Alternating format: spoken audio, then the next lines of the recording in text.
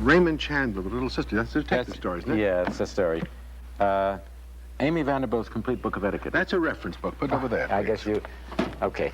This is Thomas Mann's Death in Venice. All right, it's a novel. My Life on the Plains, General Custer. That's biography. If it's not complete fiction, I'll give it to you, Mortimer. Very good. And here's a Latin dictionary, which I would take as a reference book. Yeah, it's a reference book. Truman Capote. How's that, fiction or fact? That's fact. As much as custody. Yes, I guess it is. The works of Thomas Paine, political philosophy. Philosophy, indeed. Abraham Lincoln, collected works of Abraham Lincoln. That's political philosophy. What's that? Poems and songs of Oliver Burns. Oh, yeah, that goes over here. Now, Gargantua and Pantagruel, that's a novel. That's a novel. And here's the Los Angeles Blue Book, which is a social register book. That's a reference book, right. Yeah. The Arms of Croup, that's kind of social science, very popular social science, isn't it? Current events. Current events. What we're doing, of course, here is to divide, first of all the fictional works, they're on this side, all the imaginative books on this side, and the expository ones on this side. Right. Ernest Hemingway, The Torrents of Spring is a novel. Right. Belongs to The Way of All Flesh is a novel. Right. 1984. That's a novel. Yeah. The Rise and Fall of the Third Reich. That that's goes not a novel. No, that's not a novel. That's social psychology. The Jungle, Upton Sinclair, that's a novel. That almost is not a novel. I know it is. You're right. What would you do with a book which is a textbook in basic conversational French? I think that's a reference book. Well, maybe, no, listen, that's a practical book. That's a how-to book. That's a practical book. Very good indeed. 1601. That's fantasy. That's a novel of Mark Twain. The Origin of Species, Natural Science. Natural Science. That's Newton. That's Natural Science. Natural Science. There's that's the great work, Principia Mathematica. Right. Philosophia Naturalis, the mathematical principles of natural philosophy. Here's a volume of Encyclopedia Britannica that goes with a reference. That's a reference over here. Indeed. And here's another book that goes with the reference books. It's a Britannica World Atlas. Right, that's a reference book. What would you do with the Essays of Francis? That's philosophical. Would you say the Essays of Francis Bacon? It's not science. No, that's philosophical, certainly. Here must be another scientific. That's Euclid. That's mathematics. Okay, but that goes with natural science? No, I want to make a separate pile of mathematics books. What do your piles represent here, Mortimer? Well, they represent 4 or 5 different kinds of expository books. First place, the basic distinction here is between the practical books, the how-to books, the books that tell you how to act, or how to do something, how to make something, and the theoretical books. The theoretical books I divided into history and social science and natural science and philosophy and mathematics. Right, okay, fine. El Greco, where does El Greco go? 50 reproductions? Well, it depends. That's difficult. That's not a... But that's imaginative in somehow... I would call that a coffee table book or a non-book. I'm going to put it among poetry. Who's Who in America is a reference. Yeah. There she goes. By the way, I've got 3 piles over on this side, on the imaginative literature side. This is fiction, that is stories and novels, and this is poems, and this is plays. And here's The Rise of American Civilization, which is history. Sure, history. Ernest Hemingway, short stories of, that's fiction. And Mara Lindbergh's Gift from the Sea. Now, what would you do with that? Well, I don't know, Mortimer. I guess it's philosophy, isn't it? Well, it's kind of popular philosophy. Popular philosophy. All right. What do we got here? Modern British poetry. That's clearly poems. Jane Austen's Pride and Prejudice. Yeah, it's a novel. Robbins. Now, listen, The Imitation of Christ. That's a theological book.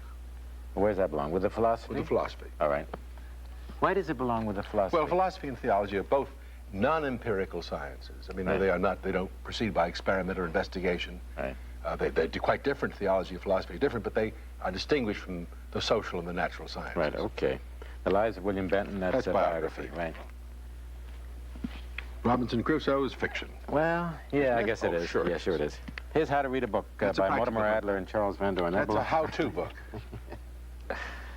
What do you got there? Plato. Plato. That's philosophy, clearly. Well, then maybe it's poetry. No, Charles, this is philosophy. Okay. Written in dialogue form, but it's philosophy. All right. A Journey to the Western Islands of Scotland, Dr. Johnson. That's autobiography, really. In this pile here. Okay. An actor prepares by the great Russian actor himself, Stanislavski, is a how-to book, isn't it? I think so. It belongs with How to Read a Book. Indeed. Peck's Bad Boy and His Pa, a compendium of fun, profusely illustrated. That? I think that's stories. A book of American spirituals is poetry. Poetry and song. Venus Adonis is poetry. Of Shakespeare. The Peter Principle? That's low-down social science, wouldn't you say? Yes. Very low Listen, down. I got a big one for you, Mortimer. What? What's What's this? Abel Johnson Tasman's Journal. I have to open it and find out. I can't do that without looking at it. Oh, this is a book of discovery. A magnificent book, by the way. Yeah. But it's a book of travel and discovery, exploration. Travel and discovery, so it's like General Custer. Like General Custer, yes. Now, a Michelin guide, that's a reference. Reference book. What's that? 1974. That's it. Listen, that's somebody's yearbook in high school. That's not a reference book. That's a non-book. Where do we put it on that? the floor. On the put floor. It back here. I'll put it back. What do you do? Nicholas and Alexandria is history, current history. No. Well, then that goes on that side. That's right. Mickey Mouse, movie stories. That goes over among the stories. Crime and Punishment among the stories. The poems of Browning. Poetry. French. Go ahead. Well, the Los Angeles Telephone reference book. Right. The French Revolution by Thomas Carlyle is history. Right. What's this? Oil painting, step by step. That's how-to. How-to. The Mysterious Universe by Sir James Jeans is natural science. Okay. The Holy Bible. That's a special book. I'm going to put that here. That's sui generis. It's a book which stands by itself. Ernest Hemingway, A Life Story. That's an autobiography. Or biography, yeah. The Last Days of Pompeii. The history? That's history. No, by Bulwer Lytton. Oh, no, that's fiction. That's a novel yet. But it could have been history. It could have been. What now? I've got one for you. What do you do with Lewis Carroll's Alice's Adventures in Wonderland? It could be anything. It could be mathematics, philosophy, it could be fantasy, it could be a fable, but I think it's a novel, according to this cut that we're doing here. In this book, Living Off the Country, How to Stay Alive in the Woods? How to Stay Alive, so that's a how-to book, yes. Right. This one, which is the Koran. Oh, that I know. That goes with the Bible. Interpretations of Life, a survey of contemporary lives by Will and Ariel Durant. Kind of minor philosophy. All right. Astrology, that's junk. No, wait a minute. No. That's Louis MacNeice. That's a history of astrology. Yeah, that so that goes in history. Papillon by Henri Charrier. Now that's fiction, I think.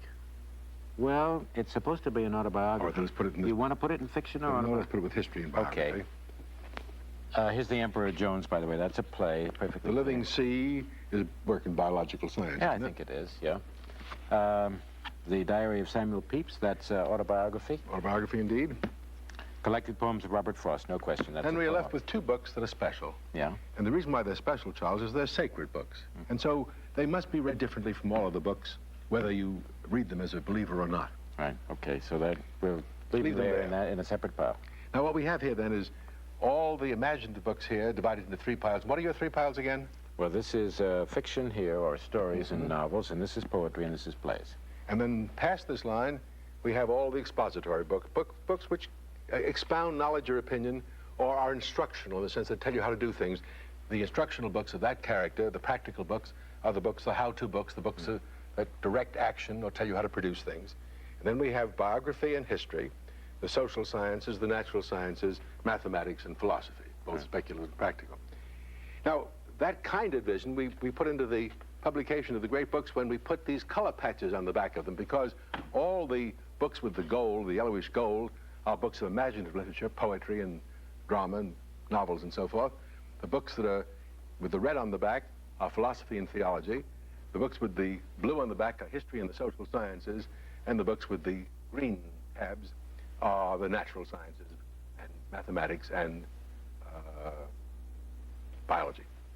And then you've got the reference books there, right there. Yeah.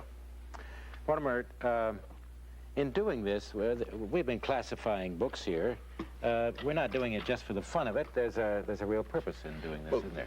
The reason is that, in my judgment, that reading a book involves asking three or four fundamental questions. What is the book as a whole about? How does it say what it says in detail? Is it true? And what of it? Right. Now, those are the most general questions you can ask about any book. And you ask them about every book. Every book. Yeah. Except perhaps the reference books. Yeah. You don't ask that kind of question about the social register or the telephone book. But all these books... You might ask, is it true? Yeah, you can assume that. And I don't think you ask it about the non-books, the coffee table books. Right. But any serious book, any book worth reading actively for the sake of increasing your understanding or increasing your knowledge requires you to ask these questions. But you can't ask them in the same way of all kinds of books because, for example, let's take the poetry for a moment. Poetic truth is utterly different from scientific truth.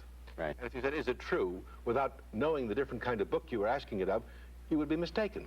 Similarly, mathematical For example, take that book, Papillon, Yeah. from which the movie has been made. If you put that on this side of the line, if you put it in the expository books, then you have to ask different kinds of questions about its Precisely. truth than if I had been willing to put it in fiction. That's why what you did about Custer was significant too. That's If you put right. it in fiction, you wouldn't be concerned with If you it. put it in fiction, you don't worry about whether it's true, in a sense. But there is a sense in which a Precisely. fictional book is true or not true. If it is true to life, true to general experience as we all know it. How do you read a philosophy book, a book of philosophy? What's the, how do you approach it? What's the, could you say in just in a sentence or so how you read it? I think in the case of philosophy, and I'm not sure there's any difference here between philosophy and science, the most important thing to discover in reading the book is the problem the author is trying to solve. Yeah. Now, sometimes the author tells you what that is, and sometimes he doesn't. But unless you know what his focal problem is, what his objective is as an analyzer, as a solver of problems, you can't read the book carefully and well. As far as history is concerned, I would say, particularly current history, I would say that the stance that you bring to it is one of doubt. You read current history with a grain of salt.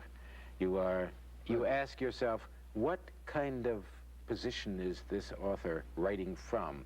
Who's he trying to convince? Who is he trying to con, almost, you know?